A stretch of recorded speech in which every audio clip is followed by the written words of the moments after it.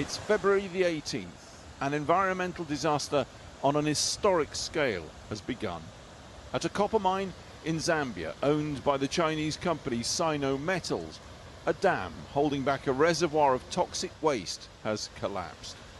What some experts claim is one of the worst and least reported mining accidents ever has been unleashed. Matched, they say, by one of the worst government and industry cover-ups.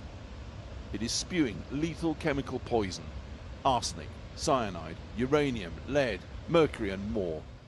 Soon, slicks of dead fish line the river shore. Nearly 2/3 of Zambia's 20 million people live along the vast Kafue river system. It is an environmental disaster, really of catastrophic consequence when we consider the fact that cyanometals has polluted a river on which millions of people depend for their livelihoods. We're also talking about wildlife.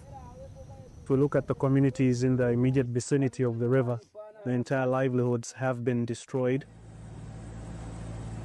A helicopter drops lime into the river to try and neutralize the acidity from the spill.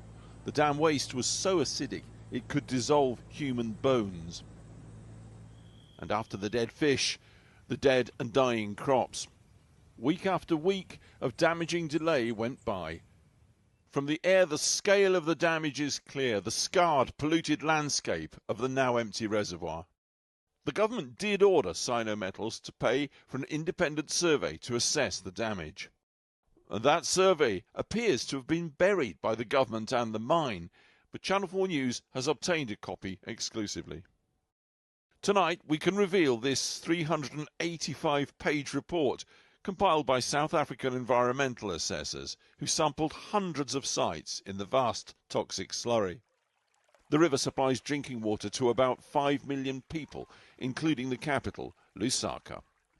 So, weeks of painstaking research, thousands of samples taken.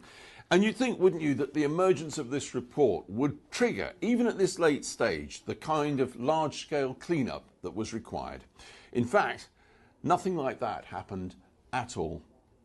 The environmental assessors say it would need at least 100 trucks a day for over a year to begin clearing away the contamination.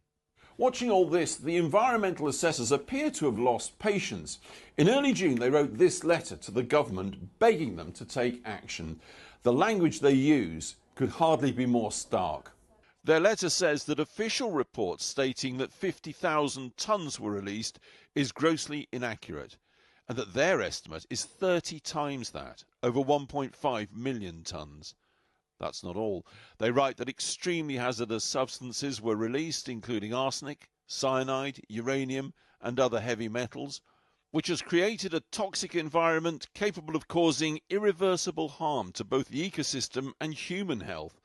Communities are at serious risk of developing birth defects, cancers, liver and lung disease, heart conditions and other chronic illnesses. Without immediate intervention, the consequences for future generations of Zambians will be severe and long-lasting. By now, others had had enough. The US Embassy broke cover on June the 12th, issuing this notice, telling its nationals to evacuate urgently from the polluted region. That produced no major action from the authorities, so the Americans put out another warning in August, now saying even breathing the air in the pollution zone could be dangerous. That did it. The very next day, the government called a press conference. Surely they were about to take action. Quite the opposite. Laboratory results show that the pH levels have returned to normal and concentrations of heavy metals are steadily decreasing, which means that the immediate danger to human, animal and plant life has been averted as we speak today. But the minister wasn't done yet. His clear message, nothing to see here. All serious implications on public health, water safety, agriculture and the environment have been brought under control. There is therefore no cause for alarm.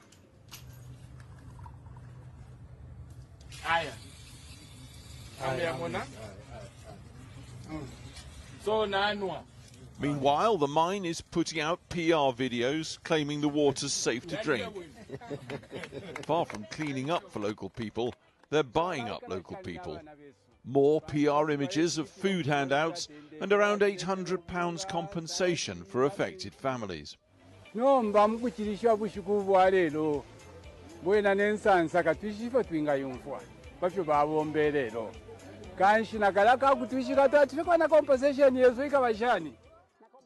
Some, unable to read or write, sign with a thumbprint.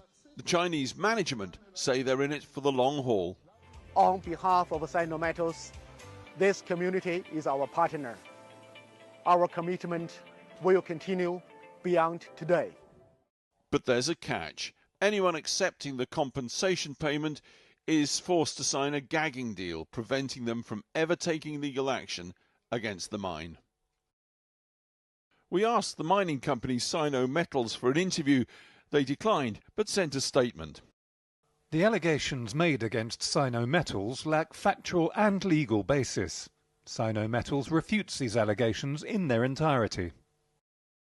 The Zambian government declined to be interviewed and did not respond to any of the points raised in this report.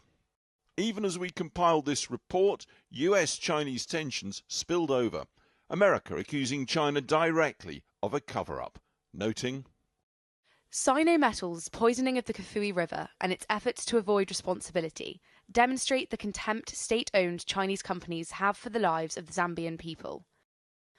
This environmental catastrophe is the latest example of their callous indifference towards the African people.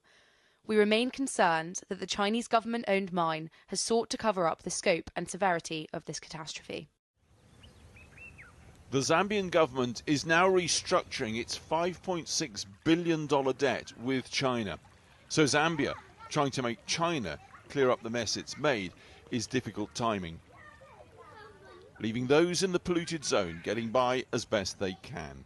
And they know only too well that the rains are coming in a few weeks. Scientists predict they'll flush the poisons further down the river system, with no major clean-up anywhere in sight at all.